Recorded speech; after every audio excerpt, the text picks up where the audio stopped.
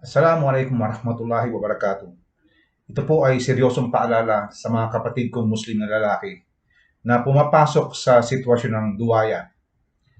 Subhanallah, ang dami-dami na po mga kapatid natin na Muslima, mga asawa ninyo na inaapi ninyo at nagrereklamo sa amin. La ilaha illallah, astaghfirullah, itakillah.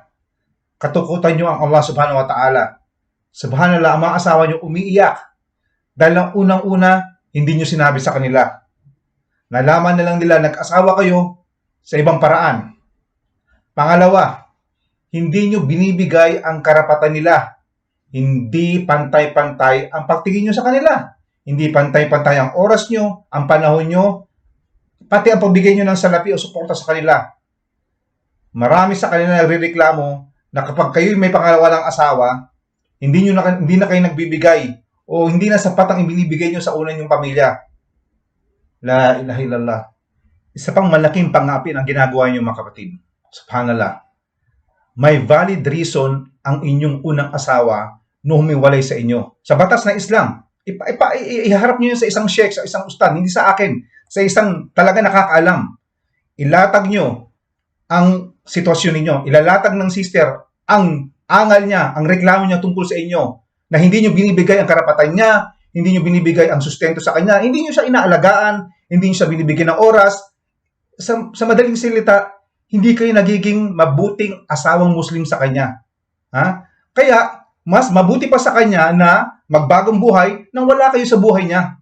So, nangihingi siya ng hiwalayan. O kung hindi mo siya itatalak o i-divorce, o siya ay kukuha ng hula.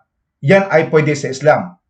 Ito pa, pagkatapos niyong wasakin ang damdamin ng inyong asawa, at kapag siya ay nanghihingi ng kanyang karapatan, kayo pagalit sa kanya. Subhanallah. Nasaan yung hadith na ang pinakamahusay sa atin sa Islam, ang pinakamahusay na lalaking Muslim sa Islam ay ang pinakamahusay sa kanyang asawa?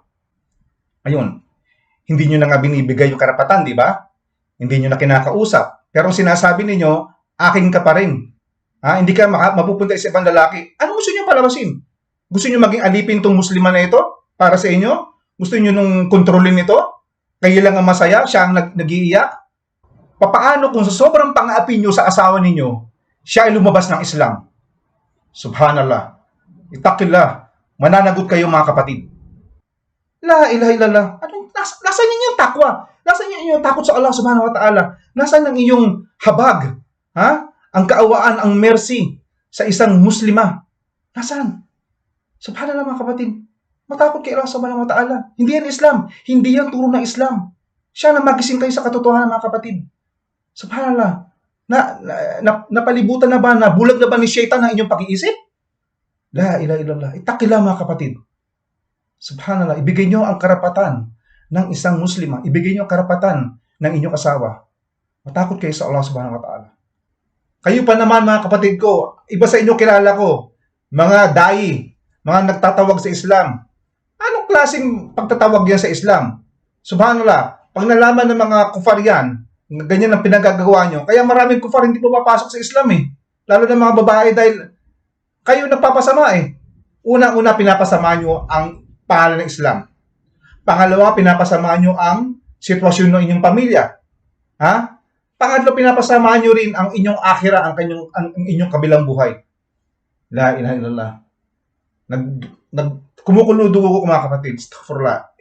O ito pa, sinasabi nyo, sunang pagduduwaya.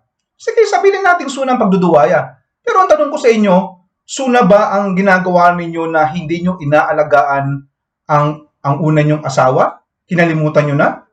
Dahil meron na kayong bago? Okay? Suna ba?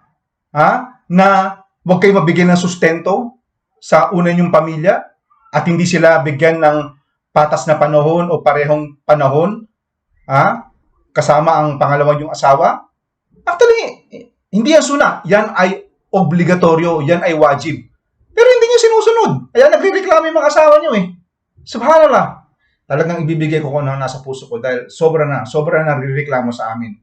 At ang mga sister na to ay kinakausap ng asawa ko. Kaya mga kapatid kong mga lalaki sa Islam, itakila. Yan lang ang ibibigay ko sa inyo. Matakot kayo sa Allah. Dahil haharap kayo sa Allah. Nangaapi kayo ng mga tao. Ang inaapi nyo ay Muslim. Muslim na nananampalataya sa Allah subhanahu wa ta'ala. Paano kayo haharap sa Allah subhanahu wa ta'ala kung kayo namatay sa kanyang sitwasyon? Paano? Alam nyo naman ang kaparusahan sa mga nangaapi. At alam nyo naman na ang dua ng naapi ay sinasagot ng Allah subhanahu wa ta'ala. Subhanallah mga kapatid. Subhanallah. Matakot kayo sa Allah subhanahu wa ta'ala. Ayusin yung sitwasyon nyo. Ayusin yung una nyong pamilya at asawa nyo. Ang una nyong asawa. Assalamualaikum warahmatullahi wabarakatuh.